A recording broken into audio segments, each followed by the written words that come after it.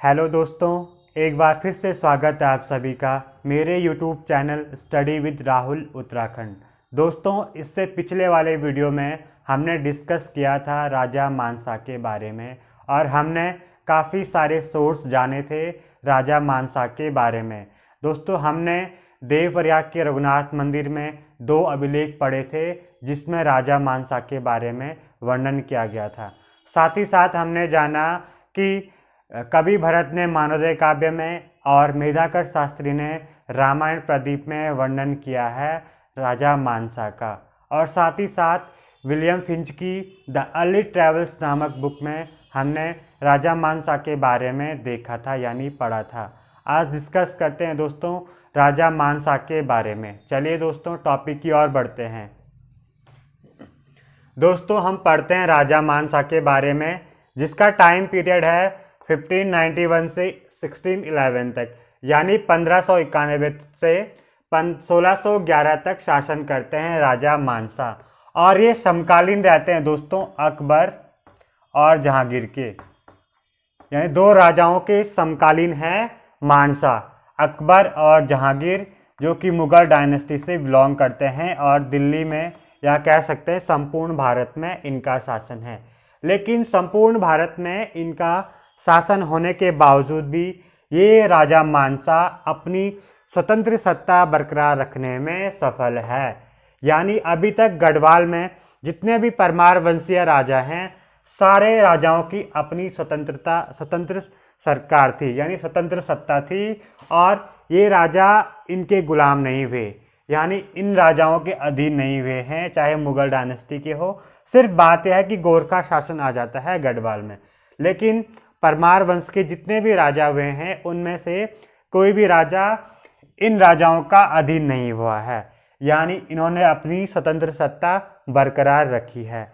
अब बात करते हैं दोस्तों, राजा मानसा गढ़वाल में शासन कर रहा है और कुमाऊं में लक्ष्मीचंद का शासन है। जो 8 बार युद्ध है हम आगे चलकर डिस्कस करेंगे इस युद्ध के बारे में। पहले बात करते हैं दोस्तों राजा मानसा के 3 काफ़ी पावरफुल सेनापति हैं यहाँ पे। उनमें से खतर सिंह, नंदी और भृंगी, यानी राजा मानसा के 3 शक्तिशाली सेनापति हैं। नंबर 1 खतर सिंह, नंदी और भृंगी। अब बात करते हैं दोस्तों उत्तराखंड का जो ये ऊपरी वाला हिस्सा है, यहाँ पर एक दापा राजा जो कि तिब्बत से है, काकोवा मोर, यानी दापा राजा काकोवा मोर काफ़ी टाइम यहाँ पे बार बार उत्तराखंड के ऊपरी वाले हिस्से पर आक्रमण करता रहता है और छोटी मोटी लूटपाट करता रहता है। कहाँ पर? गढ़वाल के ऊपरी हिस्से पर, यानी बार बार आक्रमण करता रहता है और बार बार परेशान कर देता है यहाँ पर रहने वाले लोगों को। अब ज़्यादा जब हद पार हो जाती है तो राजा मानसा कहता है अब तो युद्ध करना पड़ेगा, और राजा मानसा अपनी विशाल सेना ले जाता है कहाँ पर? युद्ध करने के लिए दापा राजा काकोवा मोर यानी तिब्बत पर।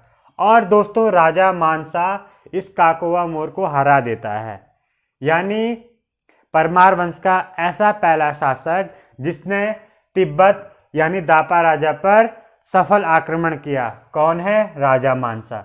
दोस्तों इस युद्ध में राजा मानसा की जीत हो जाती है और साथ ही साथ ये फोर्स करता है काकोवा मोर को वार्षिक कर देने के लिए, यानी जो भी कर थे या कह सकते हैं राजा मानसा काफ़ी फोर्स करता है इसको कि तुम्हें कर देना होगा, हमारी जितनी भी कंडीशन है सबको मानना पड़ेगा। तो ये राजा हार मान लेता है, क्योंकि हार गया युद्ध में, तब तो राजा मानसा की बात मानेगा ही। इसके पश्चात दोस्तों वार्षिक कर के साथ साथ ये काकोवा मोर राजा मानसा को चौसिंग्या मेंढा और 1000 स्वर्ण कलश देता है, यानी राजा काकोवा मोर ने हार के पश्चात वार्षिक कर के साथ साथ मानसा को चौसिंग्या मेंढा और 1000 स्वर्ण कलश दिए। और दोस्तों जो ये राजा मानसा है इसने ये चौसिंग्या मेंढा और 1000 स्वर्ण कलश गौरी मठ को दान किए, यानी जितने भी उसने रिसीव किए थे काकोवा मोर से सारे दान कर दिए गौरी मठ को। कहाँ पर? गौरी मठ को दान कर दिए थे ये चौसिंग्या मेंढा और 1000 स्वर्ण कलश। अब बात करते हैं दोस्तों, हमने पहले पढ़ा था कि परमार वंश का ऐसा पहला शासक जिसने तिब्बत पर आक्रमण किया, यानी भोट राज्य तिब्बत पर आक्रमण किया था। किसने? राजा विजयपाल ने। परमार वंश का पहला ऐसा शासक जिसने तिब्बत पर आक्रमण किया था। दोस्तों उसके बारे में हमें सही प्रमाण नहीं मिले हैं कि राजा विजयपाल जीता था या हारा था। कई इतिहासकारों ने बताया कि यह आक्रमण सफल रहा, कईयों ने बताया कि विफल रहा, यानी कुछ भी सही प्रमाण नहीं मिले हैं राजा विजयपाल के भोट राज्य तिब्बत यानी तिब्बत पर आक्रमण करने में। यानी सिर्फ इतना ध्यान रखना है हमें कि परमार वंश का पहला ऐसा शासक जिसने भोट राज्य यानी तिब्बत पर आक्रमण किया था। अब इसके बाद देखते हैं हम परमार वंश का पहला ऐसा शासक जिसने दापा राज्य तिब्बत पर सफल आक्रमण किया। कैसा सफल? यानी राजा मानसा की जीत हुई थी इस युद्ध में। किस युद्ध में? जो दापा राजा काकुआमो के साथ हुआ था तिब्बत में। अब दोस्तों जो ये संपूर्ण युद्ध हुआ, यानी दापा राजा को हराकर जितने भी ये कंडीशंस हैं या ये कह सकते हैं एक प्रकार से स्थिति हुई है या जितने भी युद्ध हुए हैं, ये सारे मेधाकर शास्त्री ने अपनी वर्णन यानी रामायण प्रदीप में इन सारी कहानियों का वर्णन किया है। जितनी भी कहानी हुई है यहाँ पर राजा को हराकर और वार्षिक कर देकर 54 मेंढा प्लस 1000 स्वर्ण कलश देकर या दान करते हुए, तो ये सारा वर्णन किया गया है रामायण प्रदीप में मेधाकर शास्त्री द्वारा।